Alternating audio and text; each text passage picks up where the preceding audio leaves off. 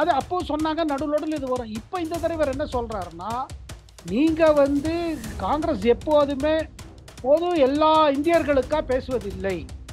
குறிப்பிட்ட இனம், குறிப்பிட்ட ஜாதி, குறிப்பிட்ட இதையே இது பண்றது.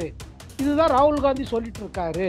ராகுல் காந்தி மேல தொடர்ந்து டார்கெட் பண்றதுல இது ஒரு புது டைரக்ஷன் கொடுத்துருக்காரு. இங்க பாருங்க, இப்ப காங்கிரஸுக்கு என்ன பிரச்சனைனா, நாங்க அந்த மாதிரி சொல்லவே இல்லையே. எங்க தேர்தல் பத்திரிகையில் அந்த மாதிரி நாங்க இஸ்லாமியர்களுக்கு அந்த மாதிரி கொடுப்பேன்னு சொல்லலையே. அதாவது காங்கிரஸ் எப்போதுமே இந்த மதசார்பற்ற அரசியல்னு பார்த்தானா அது இஸ்லாமியர்களுக்கும் ஒரு குறிப்பிட்ட வர்க்கத்துக்கு தான் அவங்க இது பண்றாங்க. இல்லைங்க, இப்போ வரப்போற இதெல்லாம் இருக்கு பாருங்க, ஃபேஸ் எல்லாம் இதெல்லாம் பிஜேபியோட ஸ்ட்ராங் ஏரியாஸ். ராகுல் காந்தி என்ன சொல்றாருன்னா, பாருங்க பினராயி விஜயன் மேல இவ்வளவு ஊழல் புகார் இருக்குது, தங்க கடத்தல் இருக்குது, அவர் ஆபீஸ் அலுவலகத்திலே சில பேர்லாம் இருந்தாங்க, அவரை ஏன் ஒன்றும் கைது செய்யல அப்படின்னு ராகுல் காந்தி கேட்க ஆரம்பிச்சிட்டார்.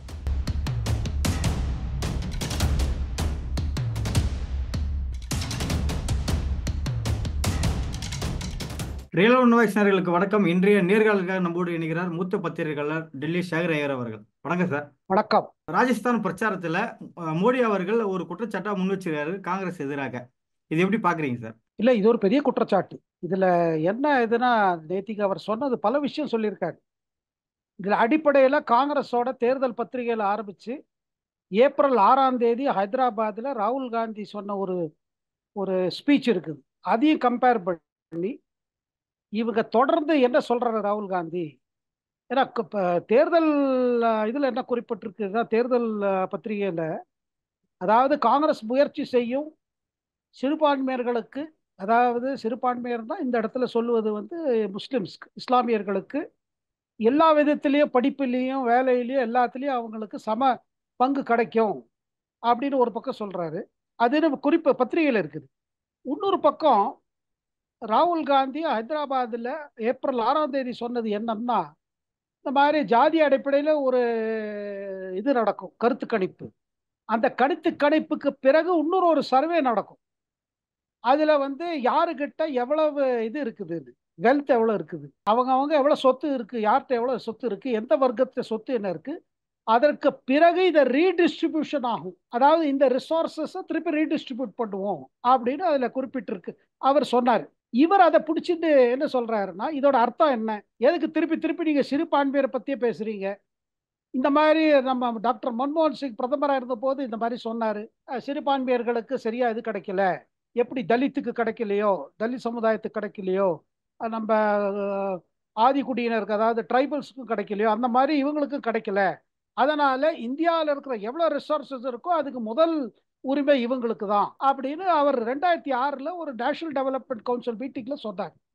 அதை திருப்பி திருப்பி இது இந்த டாக்டர் மன்மோகன் சிங் பல முறை வந்திருக்கு.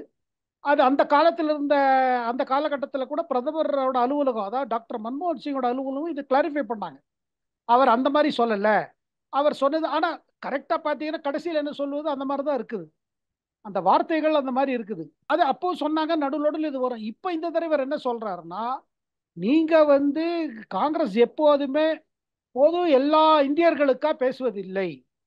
குறிப்பிட்ட இனம், குறிப்பிட்ட ஜாதி, குறிப்பிட்ட இதையே இது பண்றது. இதுதான் ராகுல் காந்தி சொல்லிட்டு இருக்காரு. அதுல அப்படி உங்க எல்லா கணக்கீடு எடுத்தானா, உங்க சொத்தெல்லாம் எடுத்தானா, அப்போ உங்கள்கிட்ட இருக்கிற தங்கமும் பத்தி கேட்பாங்க, வெள்ளி பத்தி கேட்பாங்க, கழுத்தில் மாட்டின்னு இருக்க இதுவும் பத்தி கேட்பாங்க. அதை மாதிரி கேட்கறதுக்கு அது தயாரா நீங்க, இது தேவையா இந்த மாதிரி அப்படி எப்படின்னு அவர் கொண்டு போயிட்டார் ஒரு எக்ஸ்ட்ரீம் பொசிஷன். அப்புறம் யாருக்கு கொடுக்க போறாங்க, யாரு வெளியில இருந்து இங்க உட்காந்துட்டு இருக்காங்க, இன்ஃபில்ட்ரேட்டர்ஸ், அதாவது பங்களாதேஷ்ல இருந்து மற்ற இதுல இருந்து இங்க உட்காந்துட்டு இருக்காங்க. குடியுரிமைக்காக ஏதோ விதத்துல குடியுரிமை கூட வாங்கிட்டாங்க, ஒரு அட்டை கிட்ட எல்லாம் வாங்கிட்டாங்க அஸ்ஸாம் போற இடத்துல.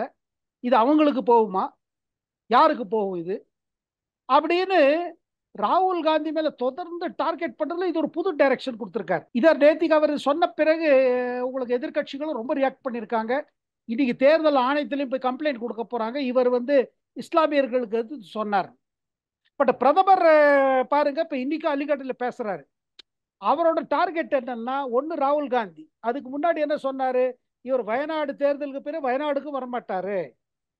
இப்ப அடுத்தது காங்கிரஸோட தேர்தல் பத்திரிகை, அந்த பத்திரிகையில சொன்னதும் ராகுல் காந்தி சொன்னதுக்கும் ஒரு கனெக்ஷன் இருக்குது.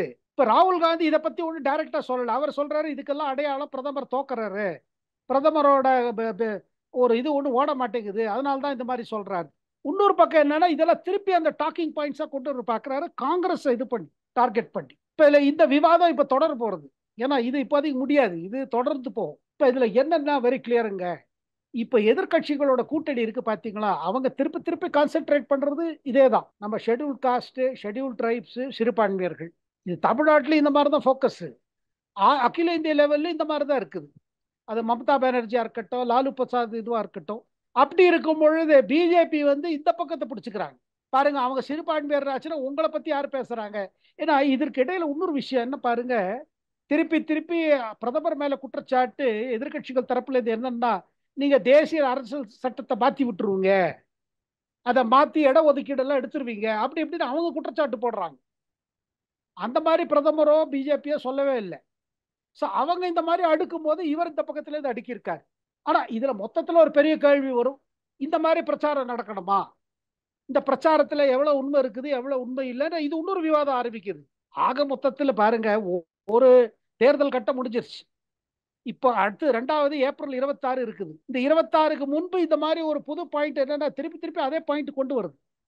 என்னன்னா, காங்கிரஸ் வந்து ஒரு குறிப்பிட்ட வர்க்கத்துக்காக தான் பேசுகிறது, பொதுவாக இந்தியாவோட நலனுக்கோ இந்தியாவோட எதிர்காலத்துக்கோ பேசுவதில்லை, எல்லா மக்களும் எப்படி முன்னேறலாம்ங்கிறத பத்தி யோசிக்கிறது இல்லைங்கிறது பிரதமரோட ஒரு பெரிய குற்றச்சாட்டு. எல்லா மீட்டிங்ல அதான் சொல்றாரு. அது சொல்லும் போது இது கொஞ்சம் அதிகமா சொல்லி விட்டுருக்காரு. சார், பிரதமரோட இந்த பிரச்சாரம் பிஜேபிக்கு என்ன மாதிரி இம்பாக்ட் பண்ண போது, காங்கிரஸ்க்கு என்ன மாதிரி இம்பாக்டை ஏற்படுத்தும்? இங்க பாருங்க, இப்ப காங்கிரஸுக்கு என்ன பிரச்சனைனா, நாங்க அந்த மாதிரி சொல்லவே இல்லையே, எங்க தேர்தல் பத்திரிகையில் அந்த மாதிரி நாங்க இஸ்லாமியர்களுக்கு அந்த மாதிரி கொடுப்பேன்னு சொல்லலையே, நாங்க இந்த மாதிரி எடுத்து இவங்கள்ட்ட இருந்து பிடிக்கி அவள்கிட்ட கொடுப்போம்னு சொல்லலையே, நாங்க ரீடிஸ்ட்ரிபியூட் பண்ணுவோம். அப்ப ரீடிஸ்ட்ரிபியூட்டா ஒருத்தத்துல எடுத்துட்டு இன்னொருத்தர் கொடுக்க வேண்டிய விஷயம் தானே. இப்ப காங்கிரஸுக்கு என்ன ஒரு பிரச்சனை பாருங்க, அவங்க கொஞ்சம் டிஃபென்சிவ்ல போக முடியா பண்ணிட்டார் பிரதமர். பிரதமருக்கு பேசுவது பிஜேபியோட கோர் ஓட்டு பேஸ் இருக்கு பாருங்க, அவங்களுக்கு இது, அவங்க இந்த மாதிரி தானே யோசிக்கிறாங்க. அதாவது காங்கிரஸ் எப்போதுமே இந்த மதசார்பற்ற அரசியல், மதசார்பற்ற அரசியல்னு பார்த்தானா அது இஸ்லாமியர்களுக்கும் ஒரு குறிப்பிட்ட வர்க்கத்துக்கு தான் அவங்க இது பண்றாங்க. பொதுவாக இந்தியாவை பத்தியோ இந்தியாவோட மற்ற எல்லா மக்களை பத்தியும் அவங்க பேசுவது இல்லைங்கிறது பிஜேபியோட தொடர்ந்த குற்றச்சாட்டு. அவங்க கோர் சப்போர்ட் பேஸ் பாருங்க வட இந்தியாவில் இதுதான், அதாவது நமக்கா பேசுவது பிஜேபி தான். ஸோ அந்த விவாதத்துக்குள்ள பாருங்க பிரதமர் சொல்லுவது பிஜேபிக்கு ஒரு விதமான ஒரு இதை கிரியேட் பண்றாரு. இதுல என்னன்னா இன்னும் கொஞ்சம் மூடு டல்லா ஆயிடுச்சுன்னு சொல்லியிருந்தாங்க பாருங்க. இப்ப தொடர்ந்து என்ன சொன்னாங்க, முதல் தேர்தலுக்கு பிறகு ரொம்ப டல்லா போயிடுச்சு, ஒன்றும் பிரதமரோட பேச்சிலேயே ஒன்றும் பெருசா இல்லை, எதிர்க்கட்சிகள் சொல்வதிலே ஒன்றும் பெருசா இல்லை. அந்த மாதிரி சொல்ற நேரத்தில் இதுல கொஞ்சம் பார்த்தீங்கன்னா இதுல இன்னும் கொஞ்சம் சூடு கொடுக்குற மாதிரி ஒரு முடிவு இது. சார், இந்த முதற்கட்ட தேர்தல் முடிஞ்சிருக்கு இல்லையா? 102 தொகுதிகளுக்கான தேர்தல் வந்து முடிஞ்சிருக்கு. இந்த முடிஞ்சதை வச்சு பார்க்கும்போது இந்தியா அளவுல 543 தொகுதிகள் வரைக்கும் யார் அதிக வெற்றி வாய்ப்பு, யார் அதிக தொகுதிகளை கைப்பற்றோம்னு நீங்க நினைக்கிறீங்க சார்? பாருங்க முதல் கட்டத்தில் நடந்தது பாத்தீங்களா, முதல் கட்ட இதுல ஆல்ரெடி பிஜேபி கிட்ட கம்மி சீட் இருந்து 40% தான் இருந்து, அதனால முதல் கட்டம் இவங்களுக்கு டிஃபிகல்ட். இப்ப மேற்கு உத்தரப்பிரதேசத்துல ஆர்எல்டியோட ஒப்பந்தம் பண்ணிட்டாங்க. அங்க மேற்கு உத்தரப்பிரதேசத்துல பெரிய கம்யூனிட்டி எது பாத்தீங்கன்னா ஜாட் கம்யூனிட்டி. இந்த ஜாட் கம்யூனிட்டியோட ஒரு கட்சி தான் நம்ம ஆர்எல்டி, ராஷ்டிரிய லோக்தள். அது ஜெயந்த் சௌத்ரி தான் அதுக்கு தலைவர். இப்ப அவர் வந்து பிஜேபியோட உடன்பாடு பண்ணிட்டாரு. முன்ன என்ன அவங்க கேட்டீங்கன்னா, ஜாட் ஓட்டு எப்போது பிரியும், ஏன்னா ஜாட் பெரும்பாலான பிஜேபிக்கு ஆதரவாளர்கள். ஆனா சில பேர் இந்த ஜெயந்த் சௌத்ரிக்கு ஓட்டு போடுவாங்க, அவரோட ஆர்எல்டிக்கு ஓட்டு போடுவாங்க. அது இந்த இந்திய எதிர்கட்சி கூட்டணியில இருந்தது.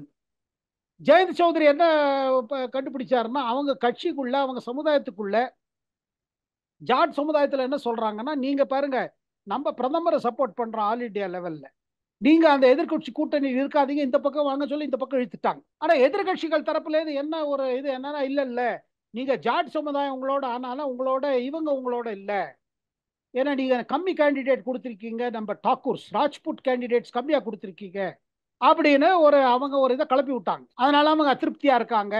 இப்ப ஜெனரல் வி.கே. சிங் மாதிரி முன்னாள் ஆர்மி தளபதி, அவர் கூட நீங்க திருப்பி சிட்டிங் எம்பி அவர் காசியாபாத் அவர் கொடுக்கல, அதனால ஒரு அதிருப்தி இருக்குது அப்படின்னு அவங்க இன்னொரு நெரேட்டிவ். பட் ஒட்டுமொத்தம் பார்த்தீங்கன்னா தேர்தல் முதல் கட்டம் முடிந்த பிறகு பிஜேபி ஒண்ணு அவளை மோசமா செய்யல, எதிர்கட்சிகள் கிளைம் பண்ற மாதிரி. இவங்க எதிர்கட்சிகள் சொல்ல இல்ல அது மோசமா போயிடுச்சு, அதனால தான் பிரதமர் இப்படி பேசுறாரு அப்படின்னு அவங்க சொல்ல பாக்குறாங்க.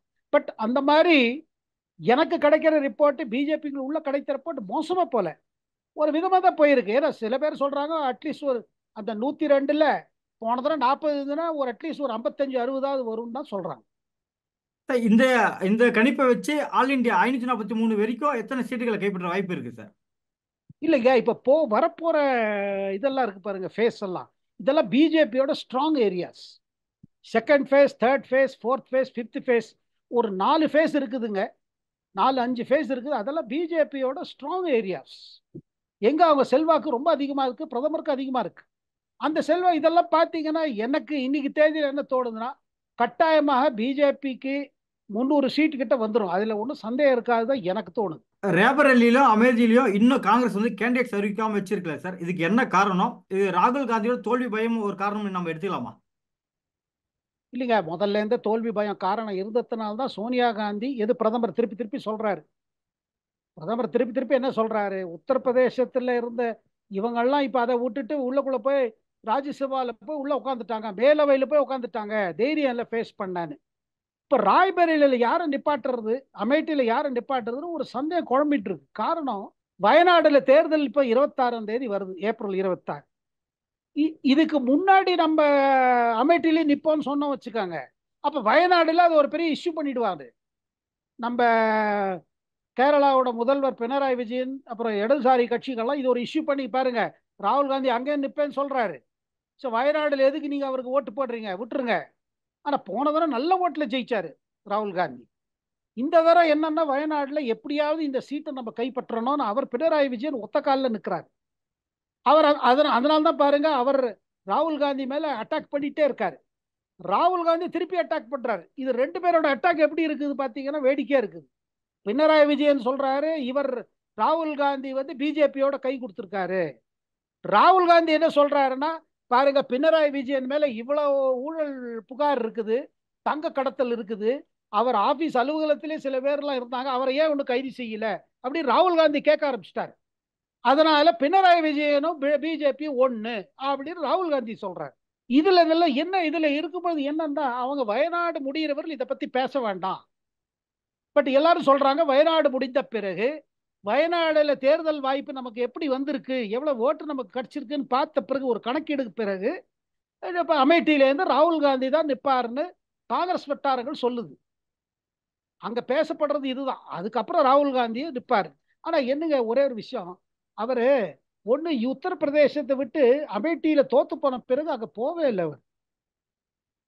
அதாவது தோத்த பிறகு போயிட்டே இருந்தாருன்னா ஒருவேளை டச் இருக்கும். இப்ப திருப்பி போய் நிக்கிறாரு. ஆனா சமாஜ்வாதி பார்ட்டி முழு ஆதரவு கொடுக்குறாங்க, அமேட்டியில கொடுக்குறேன்னு இருக்காங்க. ஆனா சமாஜ்வாதி பார்ட்டியோட அந்த அமேட்டி ராய்பரேலியில் இருக்கிற தொகுதியில் இருக்கிற எம்எல்ஏஸ் அதுல 2 பேர் ரிசைன் பண்ணிட்டு பிஜேபி வந்துட்டாங்க. அதனால பாருங்க, சமாஜ்வாதி பார்ட்டி எந்த ஆதரவு கொடுப்பேன்னு சொன்னாங்க, அந்த ஆதரவு கொடுக்கிற தலைவர்கள் கூட இப்ப இன்னைக்கு பிஜேபியில் இருக்காங்க. அதனால அமேட்டியாவா இருக்கட்டும், ராய்பரேலியா இருக்கட்டும், காந்தி குடும்பத்தினருக்கு ரொம்ப என்ன சொல்றது எதிர்நீச்சல் தான் போடணும். இதற்கிடையே பிரியங்காவோட இவர் என்ன பண்றாரு, கணவர் ராபர்ட் வாட்ரான்னு, அவர் தன் குடும்பத்தையே இரிட்டேட் பண்றாரு. என்ன சொல்ல விரும்புறாரு, நீங்கள்லாம் தயாரா இல்லைன்னா நான் தயாரா இருக்கேங்கிறாரு. ராகுல் காந்தி தயாரா இல்லை, என் மனைவி பிரியங்கா தயாரா இல்லை, நானே தயாரா இருக்கேன் அப்படி சொல்லும் போது இவங்களுக்கு இரிட்டேஷன் ஆகுது. யாருக்கு, சோனியா காந்தி, என்ன மாப்பிள்ளை இந்த மாதிரி நம்மளை இரிட்டேட் பண்றாரு. அதே மாதிரி பிரியங்காவுக்கும் தோணுது, என்ன நம்ம கணவர் சும்மாவாது இந்த மாதிரி சொல்லிட்டு போறாரு. ராகுல் காந்திக்கும் கடுப்பு ராபர்ட் வாட்ரா மேல, இந்த மாதிரி ஏதாவது ஒன்று உளர்றாரு. அப்புறம் என்ன சொல்றாரு, எங்க வேணாலும் என்ன நிக்க வைங்க. அதாவது அவருக்கு பாருங்க குடும்பத்துக்குள்ள ஒரு விரிசல் இருக்குதுங்க. ஆனா அந்த விரிசல் இந்த தேர்தல் டயத்துல அவர் வேணும்ட்டு இரிட்டேட் பண்ணுவார் ராபர்ட் வாட்ரா. அவரை காங்கிரஸ்குள்ள என்ன சொல்றாங்க, இல்ல அவர் ஒரு ஜோக்கரு, அவர் சொல்வது சீரியஸா எடுக்க வேண்டாம். பினராயி விஜயனே அதை கேரளால ராபர்ட் வாட்ரா பத்தி பேசியிருக்காரு. காங்கிரஸுக்கும் பிஜேபிக்கும் நல்ல உறவு இருக்குங்கிறது ஆதாரம் என்னன்னா, ராபர்ட் வாட்ராவையே ஒன்று வெளியில சுத்திட்டு இருக்காரு. இவ்வளவு நில மோசடி ஆன பிறகு வெளியில இருக்காரு. அதனால்தான் பிஜேபி ஏதோ ஒரு விதத்துல, பிரதமர் மோடி ஏதோ ஒரு விதத்துல ராகுல் காந்திக்கு சப்போர்ட் கொடுக்கிறார் அப்படின்னு அவர் குற்றச்சாட்டு வைக்கிறார். ஆனா 26ஆம் தேதி பிறகு வயநாடு தேர்தல் முடித்த பிறகு ஒரு முடிவு எடுக்க முடியும். ஆனா ஒண்ணுங்க, ராய்பரேலியா இருக்கட்டும், அமேட்டியா இருக்கட்டும், இன்னைக்கு உத்தரப்பிரதேசம் நம்ம யோகி ஆதித்யநாத்தோட ஒரு அலையில இதுல பாஞ்சுட்டு இருக்காங்க. எந்த தொகுதி பாத்தீங்கன்னா அங்க யோகி ஆதித்யநாத் பத்தி தான் பேசுறாங்க. இப்ப ராய்பரேலி போல, இப்ப அமேட்டி போல எந்த தொகுதிகள் எது ஒரு காலகட்டத்தில் சொல்லுவாங்க இது இந்திரா காந்தியோட இது இந்த கோட்டை. தொகுதியில வேற யாருமே ஜெயிக்க முடியாது, அந்த காந்தி குடும்பத்து மேல அவ்வளவு மக்கள் பாசம் வச்சிருக்காங்க. ஆனாங்க இது 2024. அது பாசம் எல்லாம் வச்ச காலம் ஒரு டைம் இந்திரா காந்தி மேல, ராகுல் காந்தி மேல, சோனியா காந்தி மேலே வச்சாங்க. ராகுல் காந்தி நம்ம ராஜீவ் காந்தி இருந்த காலம் எல்லாம் இருந்து. ஆனா இப்ப பாருங்க, அந்த தொகுதியில இவர் சரியா வேலை செய்யலன்னு ஒரு குற்றச்சாட்டு. ஏன்னா 2004ல இருந்து 2014 அந்த 10 ஆண்டு காலம்ல ஒண்ணும் நடக்கல சொன்னாங்க. அப்புறம் 14ல இருந்து 19 அவர் இருந்தாரு, ஆனா ஒண்ணும் பண்ணல. 19ல ஸ்மிருதி இரானி அவங்கள தோக்கடிச்சாங்க அமேட்டியில. இப்ப மீண்டும் ஸ்மிருதி இரானி அங்கேயே நிக்கிறாங்க, பிஜேபி திருப்பி போட்டிருக்காங்க. அப்படி இருக்கும் பொழுது பாத்தீங்கன்னா அந்த இடத்துல உங்களுக்கு அமேட்டியில ஸ்மிருதி இரானி நல்ல ஃபைட் கொடுப்பாங்க, ஏன்னா அவங்க சிட்டிங் எம்பி. இவர் போகவே இல்லை அந்த இடத்துக்கு. இவர் தொடர்ந்து டச் வச்சு இருந்தாருன்னா ஒரு ஃபைட் கொடுக்கலாம். இப்போ இப்ப போய் வயநாடுக்கு தேர்தல் முடிந்த பிறகு தான் கேண்டிடேட்னு அனௌன்ஸ் ஆன பிறகு, ஏன்னா இது அல்டிமேட் முடிவு இவர் தான் எடுக்கணும். கட்சி ஆனா கேட்டா சொல்றாரு கட்சி முடிவு எடுக்குன்னு. அமேட்டி ராய்பரேலி பொறுத்து கட்சியில யாருங்க? சோனியா காந்தி, இந்திரா சோனியா காந்தி, பிரியங்கா காந்தி, ராகுல் காந்தி தான், வேற யாரும் கிடையாது. இதாங்க ரியல் விஷயம். நடப்பு அரசியல் குறித்து பல்வேறு கருத்துக்களை பரிந்துரைக்கு மிக்க நன்றி சார். நன்றி.